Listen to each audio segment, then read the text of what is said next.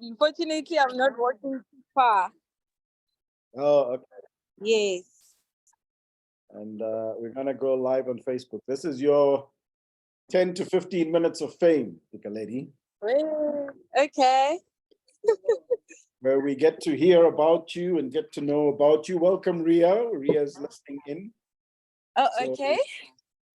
Right. I'm settled now. Woo. Fantastic, fantastic. We normally do a show called Plan of Action, which is really, you know, based on your experiences at Collective Shapers and also at Valley Red, how that is informing your future plans of action. But to kick off with, tell us a little bit about Dikeledi Shai. Okay. Dikeledi Shai is 49 years old. A mother of 49 years young, yes. Mother of two. I'm an optometrist by profession. I also run Shai Hills Guest and Event Villa. The venue is in Straitfontein. I think that's the one that I mostly talk about. Funny enough, the other day I realized that, I don't really talk about Dikeledi Optical a lot because it's also a business as much as it's more on the professional side, but it's also a business. But I run both businesses parallel. And the venue has been in existence since 2018. We started operating in 2018. Currently, we're employing about 3 full-time employees. Then we'll do, like, when we have events, we'll do like part-time. We've got chefs that come in to cook. We've got, stuff that will help us around when we're doing an event. So we would like to events. Oh, we do weddings. Like we had a wedding last week. Was it last week? We do events like baby showers, weddings, conferences. We do host conferences. We do birthday parties. Today there is a graduation party going on. I'm gonna join them later. And anything from the capacity of the venue is up to 100 for now because our hall still can take only 100. Then we have 5 rooms for booking, like for bed and breakfast that we're doing. So it's that we have a chapel in the premises. So it's a chapel, the hall, the 5 rooms. We do have another venue that we're gonna turn into a conference room, like the small meeting rooms. And we currently are building we want to do a restaurant. Like I love food. I can't cook, but I love food. So I was gonna ask you a question. An optometrist and a guest house. How did the two end up colliding? We had a wedding. My sister was getting married, so we were helping her out. So she was looking at that time. Tiffany chairs were coming into the market, so we were helping her. We looked for Tiffany chairs all over. There was just one company in Joburg that was renting the Tiffany chairs, and they were going for about 40 rands per chair. And we did the calculations, and we're like, no, man, we can buy these chairs and rent them out later on. So we sourced the chairs out from China, and they fortunately were in time. Like they landed on a week before the wedding. So we did her wedding with the Tiffany chairs, and after that we had these chairs that we had to rent out. There were 100 at that time. So we started renting them out, and 100 chairs bought 300, 300 bought another, and to where we are today. So what we thought was, we were paying storage to rent, to store these chairs. We're paying a lot of storage. Like we're paying something like 6,000, 7,000 rands. And we're like, no, you know what? We can look for a place where we can store these chairs and buy the place. Fortunately, this guy was selling his plot and he was moving overseas. And the deal just, came through. And that's where we are. The series of events that led to the guest house. Yes. Okay, that's a really interesting It doesn't story. really meet the optometry side. I don't know where the optometry meets that. I don't know. Well, interestingly enough, I mean, I think the way you've explained it sort of kind of Yes. describes a series and processes of Yes. events that started making common sense. You know, Yes. instead of Yes. renting, you bought the Yes. chairs, you rented them out. Then instead of Yes. storing, you bought the place where Yeah. to store them, and now it's a venue, which is Yes. really, it's a cool story. I mean, you never usually get those stories about people who start other businesses. So, Businesses like that. and Collective Shapers, how did Collective Shapers cross your path? Okay, I'm on Facebook, and while you browse on Facebook, you just see Metropolitan Collective Shapers. There's this business. Tell us about your business. So I filled in that online form and forgot all about it. Then a couple of, I think it was when did we start, in Jan Yeah, or Feb? So I got yeah. this email to say on this date we'll be in Semimax, the Pretoria version of the Collective Shapers and whatever. Join us. I diarized that event, and then I come to work. So I work 5 minutes away from Semimax Square. Oh, wow. So I forgot about it. So fortunately, this call comes through, and I pick up this call, and I'm not sure who called that day. So she said, "Now you have to come now," and I'm like, "Okay." And I quickly ran to Semimax when everything was happening. I got there on time, given a T-shirt, signed the register, sat in there, got a call to say that I've got a patient, had to walk out, come to see my patient, and then came back. Oh, wow. Wow. I mean, Yeah. that's Dikeledi, those are interesting stories, because I mean, I think clearly you're somebody who, when opportunity strikes, you're ready for it.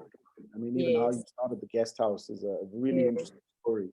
And then you Yes. having to interweave this Yes. story showing up. I mean, Ria, who's here, we met Mm-hmm. Ria as part of, she's joined us as part of the team.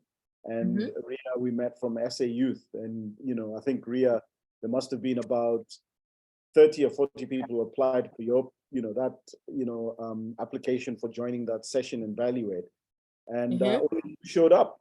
And 2 seconds later, we said, "Hey, Ria, join us on part of the team." She's working with Yes. Larato now. So Mm-hmm. yeah, that's what happens when you show up Yes. to Yes. certain things. And your experience, how has your experience been with Valuate? And let's start with Valuate, and then we'll go to Collective Shape. Anyway, funny enough, we always think that we're running a business, everything. I think with me, it happened vice versa. I did sorry, my son keeps SMSing me. No, no, So, that's gracious me, he doesn't stop. So we do, I'm running this business, but we sort of running it on autopilot. We are doing the practical side of the business. Now with value add, it's the theoretical part of it. So you won't believe how many things that I've learned so far from value add that is part of the business. Things like definition of an entrepreneur. For me, in optometry, we learn more of the scientific side of. It's not even a business. They just teach you how to test people's eyes and how to diagnose diseases. The business aspect in optometry is so little that even when you run your practice, a practice can just collapse without knowing what you're doing, because there's a retail part in optometry, in like you buy frames, marking up frames. It's a business, but still I did not know the business side of that. yeah. So value add has really, really, really assisted me in terms of now getting to understand the basics of business and how to. I mean, the other day we were doing pricing, and you'll be surprised how we just price our things. We just, you just have a figure and you're like, okay, I'll price this chair 20 rents, to rent, but you don't break it down into what it's involved in that price. Like you pay rent or you pay your bond, there's lights, there's rates and taxes, there's employees. So the breakdown of a pricing, I've had to learn it now. No, look, I mean, we're all learning new things all the time. Yes, yes. And obviously, as part of Collective Shapers, you made it into the into the top 20, and I think there's a big decision around the top 10 that's going to be coming soon, and I'm glad I am very far away from that and have nothing to do with that, because that's going to be a tough one. And then obviously you've been saying, sorry. Yeah, obviously been saying with Collective Shapers, the top 20 experience has been good for you. Yes. Yeah, yes. yeah. So other people out there, Dikeledi, I mean, you and I are, people who kind of have seen the world for quite a bit of time, and you've obviously developed an instinct to be able to show up and to particularly seek opportunities. To the younger folks in our future, what kind of advice would you give them in terms of really acclimatizing? Here's Ria here. How would you advise these young people of the future in terms of what they should be thinking about in their advancing their career? Fortunately for the younger generation, there's so much there's so much now on the internet. So you just quickly Google something, you get the response. And what I can advise every young person is to go out there, look for information, do your research. Every opportunity that comes, you must grab it with both hands. It's scary in the beginning. And I mean, the last time I worked for someone was in 2006. So yeah, I've been working for myself, and it's scary. Even now, it's still scary as much as I've done it before. It's scary, but it's worth it. It's hard work. You sacrifice a lot of things, but it's hard work and it pays off. So there will be obstacles along the path. You will meet certain things. I mean, the financial aspect of it sometimes is what gets people to give up. So you might not see the returns quicker. There's no easy money. There's no easy money. You don't open a business today and get the returns tomorrow. Oh yeah. Yes. I mean, this is what we're trying to tell everybody. It's a process, but it takes time. But when it pays off, it starts paying off well. And I think, Dikeledi, the other thing about young people is they need to realize that there's no security anywhere, even a job, right? I mean, tomorrow you can be retrenched. Yes.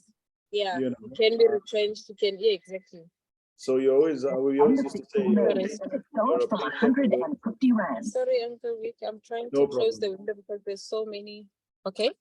We're saying that you're a paycheck away from losing your job. Yes. Corporate. So finally, plans. What are the plans now that? Now, because the big thing is being on the top 10. It's hard work. I mean, every night I think for me, being on the top 10, as much as we're looking at the financial aspect of it, is also getting to prove to myself that I can do better than what I'm doing right now, and actually finish through, get to finish through what I've started. It's not nice to start something and not, follow through. So I'd like to finish it and say, I've got this, whatever credits that we're getting, I've got that certificate. It would feel good for me to accomplish that. Of course, the financial aspect of it comes, handy. Comes in handy. Yeah, but looking at the venue, we would love to expand and build more rooms. 5 rooms are not enough. We always get people that come in groups of 20, and we can't accommodate them. We'll always have to separate them and accommodate it somewhere. So if we can build more rooms, that would be awesome. And yeah, we're looking at maybe in the next 2 or 3 years, we'll be able to do that. Yeah. Well, Dikeledi, I mean, I think you're an inspiration to all generations. Thank you. I think your ability to be persistent is great credit to you, and I think great advice for everybody else. And the belief in continuously improving yourself, which is something that I don't think everybody takes as seriously as they should. And you and I have got a long way to go in life yet. Ria, we still got a long way to we still have a long way. I'll be 100 and I'll still be running the business. I've told people my checkout is 110. When I'm around 108, I might get a little bit ill and be bedridden, and then after that, Yeah. 110, no, then I can check out of And life. I think the computers at that time will be, on your palm, so you don't even have to have this laptop big. You'll just be looking at your palm. So yeah, nothing stops you from operating at that age. Absolutely, absolutely. Yeah, So wishing you the yeah. best for the future, and also wishing you the best for the top 10. And, Thank you. and thanks very much. And we'll be seeing you in the other value add sessions that are coming up. Thank you so much. And lastly, I'd like just to say thank you to you and the team. Had it not been of what you've accomplished with the value add, I mean, we wouldn't be here. We've always taken for granted things that you can learn beyond what you've learned in your life. So thank you very much for the opportunity, and I'm very grateful, and I'm hoping you'll continue doing this to a whole lot of youth. Your work will pay for itself. It's recognized, and thank you so much. Thank you, Dikeledi. Yes, yes. Sorry, Ria? Hi, Ria. I just have Hello. like a question. Yes. So if I heard correctly, you said that you started this business because your sister was getting married. Yes. Can you believe it? I can't. I do believe it, but it's kind of like, okay, it's thinking that is that how she started? Yeah. Yes. That's why it's an interesting story. It's a very, very interesting. Very. So yeah, when you looked at numbers back then, when you say, like, what I'm saying is, we looked at renting chairs, and it's like 40 rands per chair. Then you rent them once, and then what are you gonna do with after that? You've thrown away that 40 rands. Why don't you take the 40 rands, combine them, buy something that will bring back an extra 40 rands, and the chairs eventually paid themselves out, and we managed to buy more stock. If I remember very well, the color was silver. So we bought gold and we bought white, we bought clear chairs, we bought tables, we bought tablecloths. So from then on, everything just started, paying for itself. So it's unbelievable, but it happened. It's really unbelievable. So I don't think that kind of business, you have to go to school. You don't have to study for it, right? I think a bit of education is needed. You don't have to study, but like I said to Uncle Vic right now, remember, I've been running the business on autopilot. You run whatever you're running on autopilot, but there are basics in business that you need to know. Basic accounting is definitely necessary, honestly speaking, your bookkeeping, because otherwise somebody will come and present things to you and you'll believe what they're saying because you don't have the knowledge and the background of it. So school definitely helps, but there are people that can tell you that they've been running this business and they've never been to school. So it all depends on how I don't want to say clever, but maybe streetwise. Yeah, I think there are lots of places to learn. So continuous learning is important. So continuous learning, yes. you don't necessarily have to go to an institute to do this. This is like No. I mean, and the nice thing about how you started is you started with chairs, then you added onto that, then now you're at guest house, right? So it's a process. I remember, you started in 2018. That's like 5 years. So start with a small process. Ria, doesn't have to be massive. Yeah. So, but we'll chat. Actually, we'll chat more in the future. Yeah. Never underestimate an idea that you have that can grow into something bigger. So if you're thinking of something and there's a seed planted in your mind about, pursuing that, pursue it and then follow up and do your research and then follow through. Value add started with 1 course. Now we've got 19. Exactly. Yes. Thank you. Have a wonderful Thank you so weekend, much. ladies. Thanks very much. You Thanks for too. joining, Ria, and thanks to Dikeledi. Thanks very much. Thanks, Ria. Thanks, Cheers. Uncle Vic. Bye-bye. Bye. Bye.